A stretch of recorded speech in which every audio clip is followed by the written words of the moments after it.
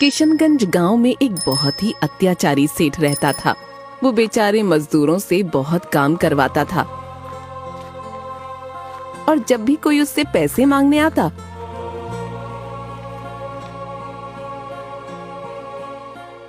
तो वो उस मजदूर को बहुत मारता पीटता था।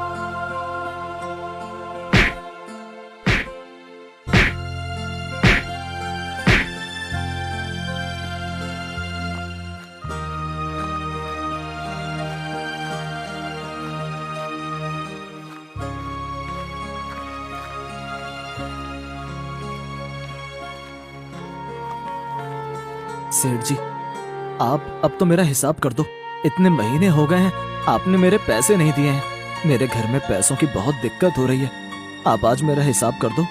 अरे मुझे सब पता है कि मुझे किसके पैसे देने हैं किसके नहीं, लेकिन अभी मेरे पास पैसे नहीं है। जब मेरे पास पैसे होंगे तब मैं तेरे पैसे दे दूंगा। काम वाम तो तुम लोगों को करना नहीं है, बस जब देखो पैसे मांगने आ जाते हो। अरे सेठ जी, आपके पास पैसे नहीं है ऐसा कैसे हो सकता है? आप तो करोड़ी मल सेठ हो, आपके पास पैसों की क्या कमी होगी? इतने महीने हो गए हैं, आप हर महीने ऐसे ही हम लोगों को पैसों के लिए टाल देते हैं। अच्छा, तो तुम लोग मेरे पैसों पर निगाह गड़ा कर रखते हो। तुम लोगों को क्या मैं पैसे नहीं देता हूँ? तुझे याद है ना कि मैंने माखन का क्या हाल किया था? अब ज्यादा मुझसे बहस करने की जरूरत नहीं है। जब मेरे पास पैसे होंगे तो दे दूंगा तुझे। नहीं सेठ जी, आप गलत समझ रहे हो। मेरा कहने का वो मतलब नहीं था। मैं तो बस ये कह रहा हूँ कि आप बस मेरा हिसाब कर दो, क्योंकि अगर आपने पैसे नहीं दिए तो मेरे घर में चूल्हा जलना बंद हो जाएगा। मुझे नहीं पता, अभी मेरे पास पैसे नहीं है। और तुझे मेरी बात समझ नहीं आ रही है क्या? अभी तू जा, और हाँ, अगर मेरी बात नहीं मानेगा तो मैं तुझे काम से निकाल दूंगा। करोड़ी मल की ये बात सुनकर मोहन दुखी हो जाता है और अपने घर के लिए निकल जाता है। लगता है इन लोगों का कुछ करना होगा, नहीं तो ये लोग रोज रोज मेरे घर में आकर मुझसे ऐसे ही पैसे मांगते रहेंगे।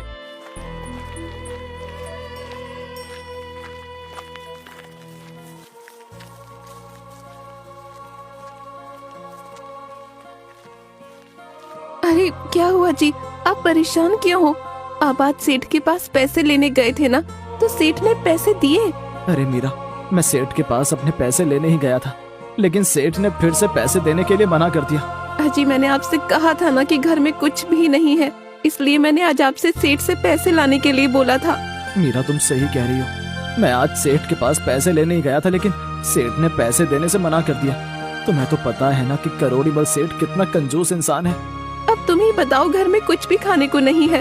हम तो चलो भूखे पेट रह भी लेंगे, लेकिन माँ बाबूजी को कैसे भूखे पेट रख सकते हैं? मीरा, तुम परेशान मत हो, अभी तो तुम कुछ जुगाड़ कर लो। मैं कल सुबह दोबारा सेठ से पैसे लेने के लिए चला जाऊंगा। ठीक है जी, मैं अभी तो खाने का कुछ जुगाड़ कर लेती हूँ, लेकिन आप कल सुबह ही सेठ के घर जाकर उससे पैसे ले आना। ऐसा कहकर मीरा परेशान होकर अंदर चली जाती है।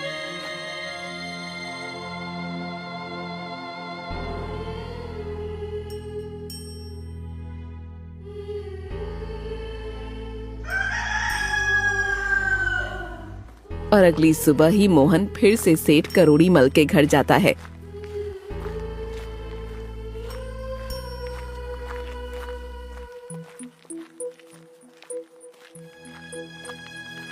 मोहन को आते देख सेठ करोड़ी मल गुस्से में बोलता है, ये फिर से पैसे लेने आ गया? तू फिर से आ गया? तुझे कल मैंने कहा था ना कि अभी मेरे पास पैसे नहीं है, जब आएंगे तब मैं तुझे पैसे दे दूंगा।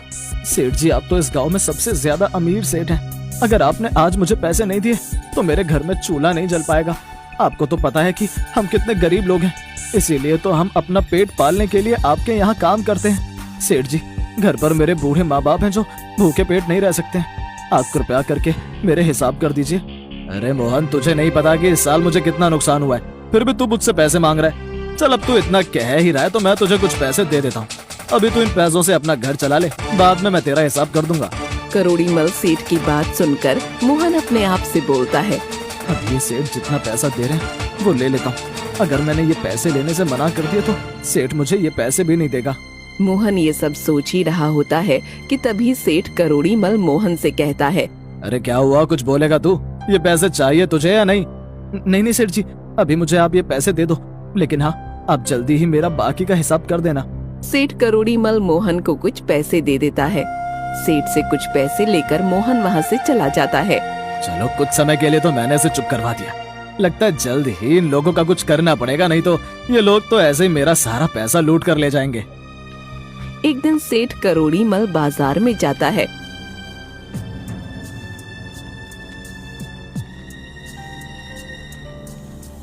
तो उसे बाजार में एक कपड़े की दुकान दिखती है। अरे बहुत दिन हो गए मैंने अपने लिए कपड़े नहीं खरीदे, चलो आज जाकर मैं अपने लिए कुछ कपड़े खरीद लेता हूँ। सेठ उस दुकानदार के पास जाता है। अरे सेठ आइए आइए, बताइए क्या चाहिए आपको। अरे मुझे कुर्ता अच्छा लग रहा है, कितने का है ये? सेठ जी ये तो 500 रुपए का है। क्या 500 रुपए? चल सही दाम लगा, इस एक कुर्ते के 500 रुपए, मैं तुझे इसके 200 रुपए दूंगा। अरे सेठ जी क्या बात करते हो, 500 रुपए के कुर्ते के 200 रुपए? नहीं सेठ जी, मैं इतना कम दाम नहीं लगा सकता हूँ, आप तो इतने पैसे वाले हो, आपको पैसे की क्या कमी है? आप हम गरीब लोगों को भी कुछ कमाने का मौका दो। चल मैं तुझे इसका 250 रुपए दूंगा, इससे ज्यादा मैं तुझे पैसे नहीं दूंगा। अगर देना है तो दे, नहीं तो रहने दे। सेठ की बात सुनकर दुकानदार मन में सोचता है, ये इंसान न जाने कितनी कंजूसी दिखाएगा। मैं एक काम करता हूँ, क्यों ना मैं इसे ये दूसरा वाला कुर्ता दे देता हूँ, वैसे भी ये फटा हुआ है, अगर ये 250 का बिक जाएगा तो इससे अच्छा और क्या होगा मेरे लिए। अरे क्या हुआ बता, देगा मुझे ये 250 रुपए में कुर्ता? ठीक है सेठ जी ये लीजिए। अरे वाह, देखा मैंने अपने 250 रुपए बचा लिए। ऐसा कहकर करोड़ी मल सेठ अपने घर चला जाता है। बड़ा आया मुझसे पैसे कम कराने वाला। देख बेटा, तू क्या अपने आप को चालू समझता है? तू सोचता है कि तूने मुझे ठगा है, बल्कि बेटा मैंने तुझे ठगा है। सेठ जैसे ही अपने घर जाकर उस कुर्ते को देखता है तो उस कुर्ते में एक बड़ा सा छेद होता है। अरे अरे ये क्या, इसमें तो इतना बड़ा छेद है, मतलब मैंने उस दुकानदार को नहीं बल्कि उस दुकानदार ने मुझे ठग लिया। ओहो, अब क्या करूं मैं इस कुर्ते का? चलो इसे अभी रख देता हूँ, बाद में दर्जी से इसे सिलवा लूंगा। सेठ करोड़ी मल उस कुर्ते को रख देता है और जैसे जैसे दिन बीतते जाते हैं वैसे वैसे सेठ करोड़ी मल का लालच भी बढ़ता रहता है।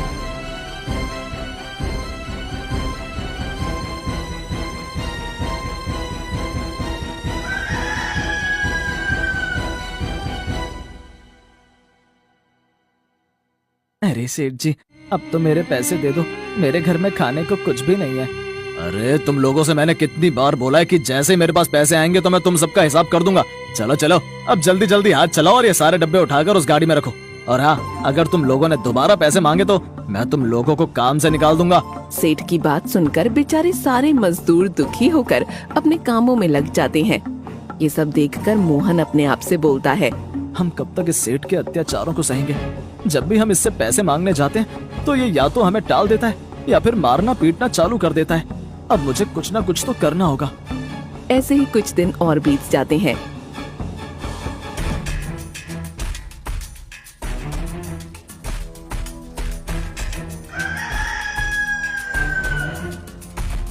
एक दिन मोहन गोदाम के सारे मजदूरों को लेकर सेठ के पास जाता है। सेठ जी, सेठ जी, अरे क्या हुआ, तुम सब काम छोड़कर यहाँ क्या कर रहे हो? अरे सेठ जी, अब तो बहुत समय हो गया, आप आज हम सबका हिसाब कर दो, नहीं तो हम सब आपका काम छोड़ देंगे। हाँ हाँ मोहन सही कह रहा है, आप आज हम सबका हिसाब कर दो, नहीं तो हम सब आपका काम छोड़ देंगे। हाँ छोड़ दो, तुम लोग क्या मुझे धमकी दे रहे हो? जाओ निकलो तुम सब यहाँ से, मैं तुम लोगों को एक फूटी कौड़ी नहीं दूंगा।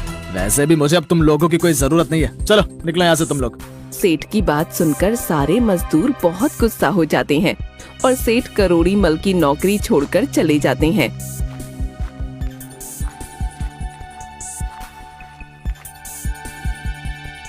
अरे सेठ जी, अगर ये मजदूर चले जाएंगे तो आपको बहुत नुकसान हो जाएगा।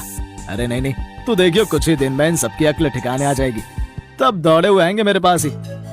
बड़े आए मुझे धमकी देने वाले।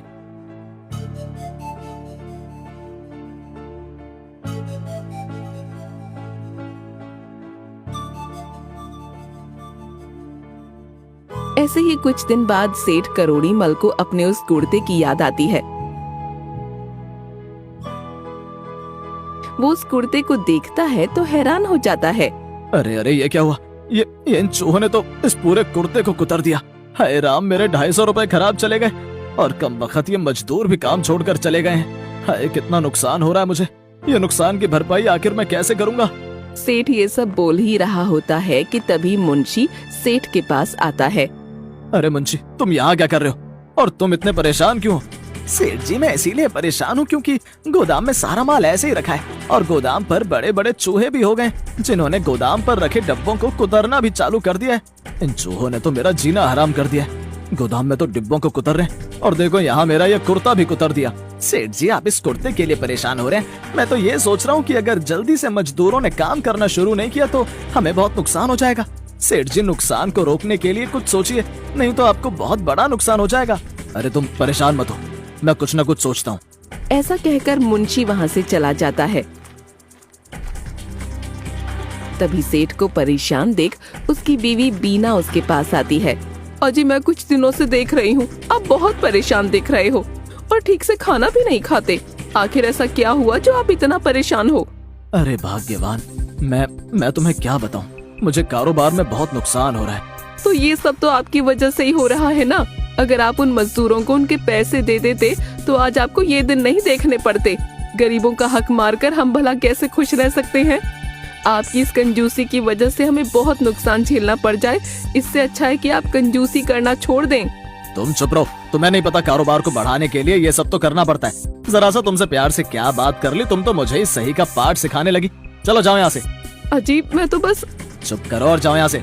जिसे देखो वो ही मुझे सही का पाठ सिखाने आ जाता है। ऐसे नहीं मैं इस गाँव का सबसे अमीर सेठ बनाऊं। बीना के इतना समझाने के बाद भी सेठ कुछ समझने को राजी नहीं होता और दुखी होकर बेचारी बीना अंदर चली जाती है। ऐसे ही दिन बीतते हैं और सेठ को भी बहुत नुकसान उठाना पड़ता है।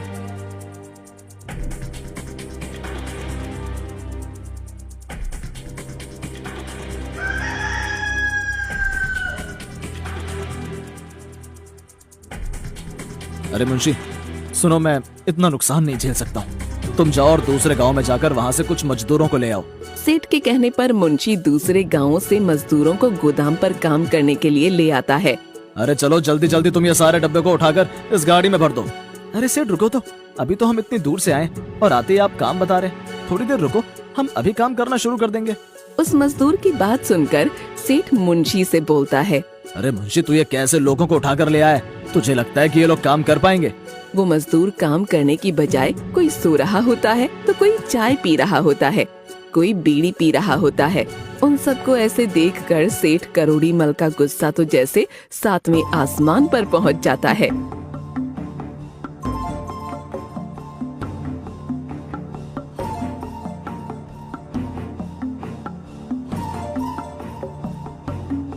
कुछ दिन बाद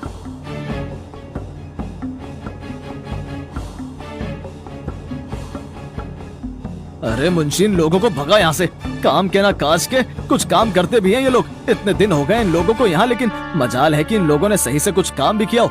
ये देख इन लोगों को कैसे अपना घर समझकर कैसी हरकतें कर रहे हैं। कोई सो रहा है, कोई चाय पी रहा है और उसे देख कितने मजे से सुट्टा मार रहा है। सेठ जी अगर हम इन लोगों को भी काम से निकाल देंगे तो फिर आपका बहुत नुकसान हो जाएगा।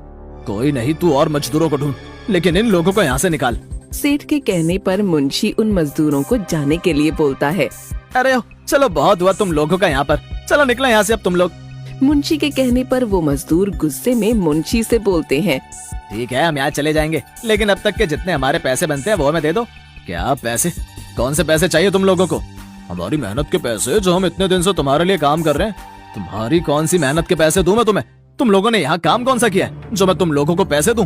पूरे दिन तो तुम लोग यहाँ तो सुट्टा मारते रहते हो या फिर चाय पीते रहते हो। तुम लोगों ने इतने दिन से यहाँ कौन सा काम किया है? अगर तू क्या सोचता है कि जैसे तुम दोनों ने बेचारे उन मजदूरों को काम से निकाला वैसे हम लोगों को भी निकाल दोगे? हम उन मजदूरों की तरह इतने सीधे साधे नहीं है कि तुम्हारे निकालने पर चुपचाप तुमसे बिना पैसे लिए यहाँ से निकल जाएं। हाँ चलो चुपचाप से हमारे पैसे दो। जब तक तुम हमारे पैसे नहीं दोगे तब तक हम यहाँ से नहीं जाएंगे। तुम्हारी ये हिम्मत, तुम मुझे धमकी दो? सेठ करोड़ी मल को धमकी दो? अभी रुको, तुम लोगों को बताता हूँ। अभी दरोगा को फोन करके तुम लोगों को यहाँ से निकलवाता हूँ। अरे छोड़ो मुझे, बचाओ लग गई रे, अरे छोड़ो, बचाओ लग गई रे, अरे छोड़ो, अरे लग गई रे, दे दो इन लोगों के इनके पैसे। अरे ये क्या हमें पैसे देगा? इससे तो हम सारे पैसे छीन लेंगे। चलो भाइयों, इन दोनों के सारे पैसे छीन लो और चलो यहाँ से। गोदाम के अंदर से इतना शोर आता देख मोहन वहीं रुक जाता है। अरे ये गोदाम में से कैसा शोर आ रहा है, देखता हूँ। मोहन गोदाम के बाहर खड़े होकर देखता है तो हैरान हो जाता है। अरे ये तो कुछ आदमी सेठ और मुंशी को मार रहे हैं। मुझे इन दोनों को बचाने के लिए कुछ न कुछ करना पड़ेगा। मोहन जल्दी से गांव वालों को इकट्ठा कर लेता है। अरे भाई लोगों, अंदर चलो। देखो ये कुछ आदमी सेठ करोड़ीमल और मुंशी को मार रहे हैं। चलो उन लोगों को बचाने चलते हैं। इतने सारे लोगों को आता देख वो मजदूर वहाँ से दुम दबा के भाग जाते हैं। अपने आप को बचा हुआ देख सेठ करोड़ीमल और मुंशी की जान में जान आती है। अरे भाइयों, तुम लोगों का बहुत बहुत शुक्रिया, जो तुम लोगों ने हम दोनों की जान बचाई। अरे सेठ, शुक्रिया करना है तो मोहन और उसके साथियों का करो, जिन्होंने तुम लोगों को बचाया है। उस आदमी की ये बात सुनकर सेठ करोड़ीमल शर्मिंदा हो जाता है और मोहन से माफी मांगता है। मोहन, मुझे माफ कर दो। लालच के मारे मैं अंधा हो गया था, मुझे माफ कर दो। नहीं सेठ जी, आप ऐसे हमारे आगे हाथ मत जोड़िए। आप हमसे बड़े हैं।